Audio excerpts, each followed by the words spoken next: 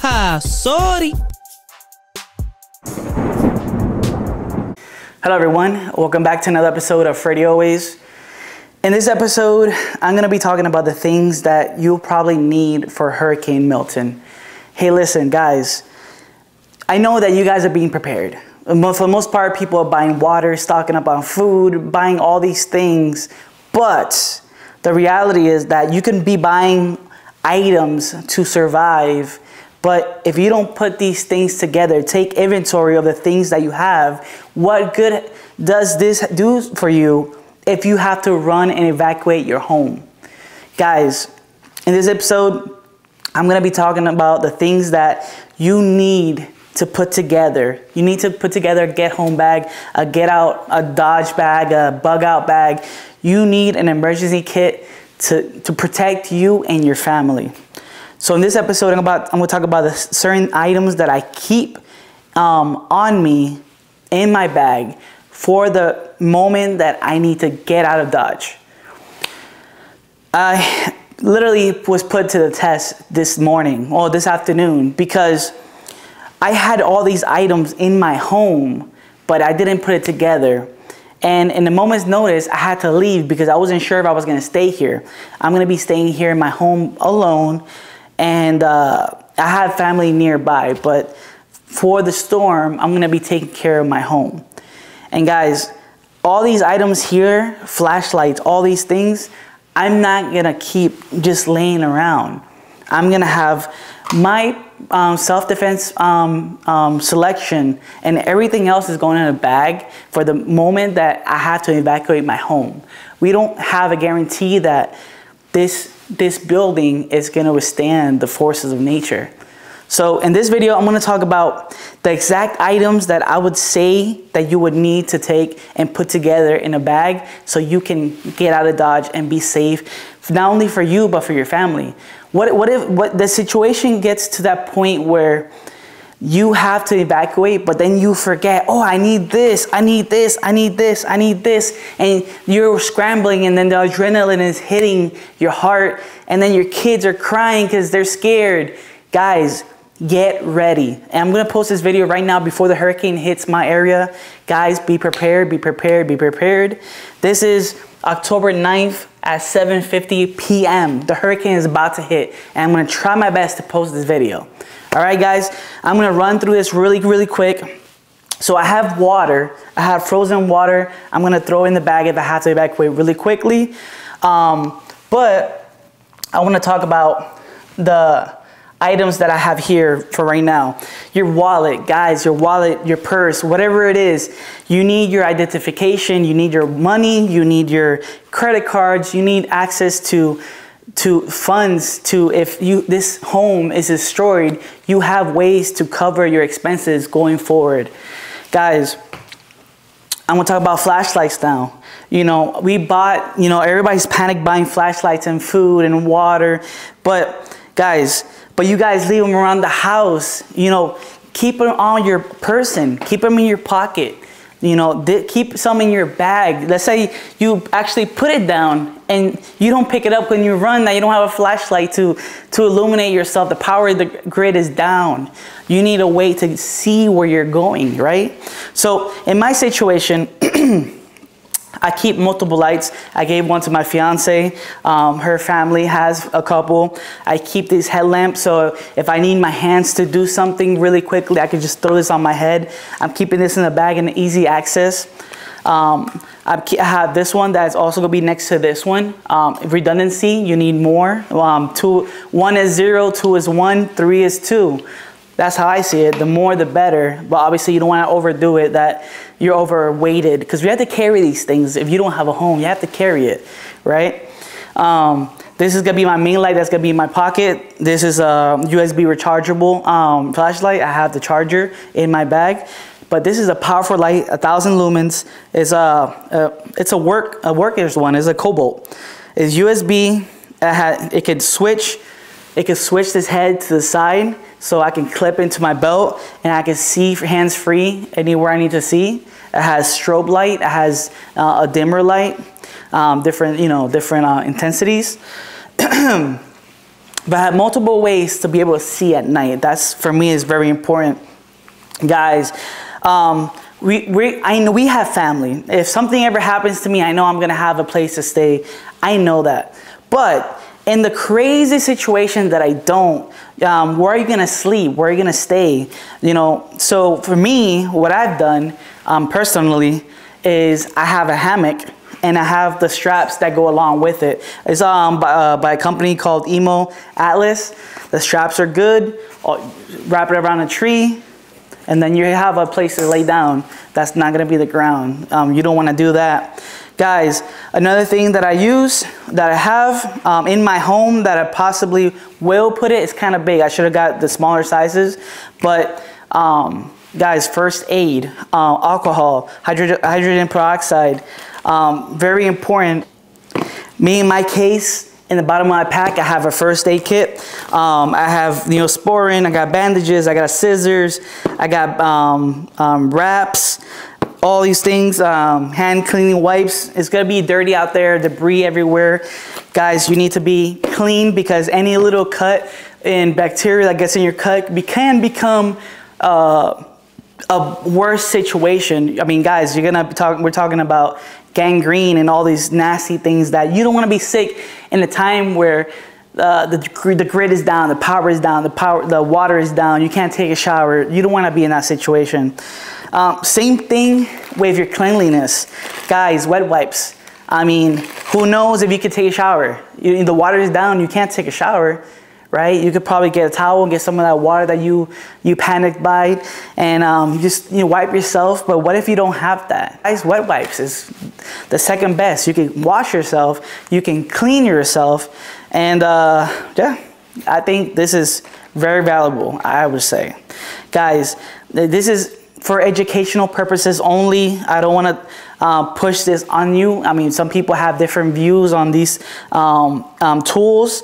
In my case, a knife for me is very valuable, not only for self-defense, which is very basic for what most people think, but for example, this Gerber knife is a full tang knife, which means that the metal goes from the very tip to the very end. So it makes it sturdier. Let's say you have to cut wood. Let's say you have to makeshift this is talking about like real survival. I probably won't need it for that situation, but let's just say, I could baton is thick enough where I can cut wood and make fire and all these important things that I would need a nice, sharp, strong blade for. The special thing about this knife in particular, that even though it's a full tang knife, metal to tip, right here, there's a little gap in between the metals, right? So it's like full kind of thing. So what happens is that this is a knife where if it comes to a situation, specifically a situation like a hurricane, where I need to help somebody and I need to cut a wire, a line, but it's electrified. Well, guys, with this knife in particular, because the metal is not connected to this piece of metal, I won't be shocked if I put pressure on the knife. The good thing about this knife is it also has a sharp point. I can break glass, help somebody. I'm planning on going out after hurricane's over and helping my fellow neighbors, going out to see if they're okay, which this knife is gonna be a big help. Also, it has, in a real outdoorsy jungle survival, it has the holes here and here, where I can use it to strap it to a stick and make it into a spear and hunt for an animal. Hey, that's worst case scenario. I'm not saying that's gonna happen, but it has the option and the capability. Guys, this is very important. Guys, most people think about these things for the two-legged animals out there, the bad people, right? But I would say, you shouldn't only think about the two-legged animals, the bad people. You should also think about the actual animals out there. I mean, if you saw some of the videos out there of the Hurricane Helen, if those videos are true, there was alligators and crocodiles in the vicinity, especially Florida. guys, we know there's animals out there that are out there to eat you if they have the opportunity. So guys, having a tool, a weapon tool to protect yourself is very vital. I mean, there's looting, there's all these bad things that happen in disastrous situations. So for me in my situation, I have multiple other options, but for me, because if I leave the house, most likely I'm not gonna carry a rifle. So a pistol is probably the primary weapon of choice, self-defense weapon of choice. I'm carrying my Glock 19, fully chambered. I'm probably gonna have with me also a small little revolver, 38 special, just to be protected, Smith & Wesson. Here, I'm opening it up so I can show you guys what I have, on me. And for the most part, this backpack is more military looking than I would like, but it gets the job done. It carries everything I need to carry. Obviously it's carrying all of these things, but it's also I have extra pieces of clothing that I'll need if I have to evacuate and I need to change sets of clothes, socks, all these other things that I might need. I also carry here GoPro camera. I'm also going to be carrying my camera bag to keep all my essential equipment that I love and I want to protect. It's going to be protected in waterproof backpack. But here I have also a GoPro, so if I actually need something really fast that I need to record, then I have it here with a rechargeable handle, which is great. And here, this is my comms. This is where I'm gonna be communicating with my fellow friends and family. So I have my extra phone here, my work phone, which is gonna be with me at all times, so I can communicate with my job or my job and after the hurricane. And I have here a Midland X-Talker. My fiance and family live pretty close, so if I need to communicate with them instantly, we're gonna have the comms on and operating, where we can instantly say, hey, are you okay? Are you okay? And roger that, and we're good to go. Obviously, since it's my communication pouch, I have all my chargers that I need for all the electronics that I have. They're also here. And is there anything here? I got also more cables, just to redundancy. We rely on these equipment, these phones to communicate, so it's very important that you have them fully juiced. Right now it's 8 o'clock and I have my phone constantly charging because I'm not gonna let that drop until the very end. I need communication with family and friends, guys. And guys, real quick, bonus tip. If you do have a weapon, I would say is before the hurricane comes, make sure you clean it and lubricate it. And you know that if you ever, God forbid, have to use it, like I said, guys, this is an educational video. If God forbid, if you ever have to use it, you can literally use it without jamming on you. Guys, this is very important. This could be life and death, literally. Guys, this is all. God bless. Please be safe. Don't go outside if you don't need to. Pray, talk to your family and friends. The last thing you want to do is go outside and evacuate. But if you have to, well, if you really knew that you had to, you should have been done it. But let's say you decide to stay in the house, but something happens that you have to evacuate. The windows break, the roof is caving in, guys.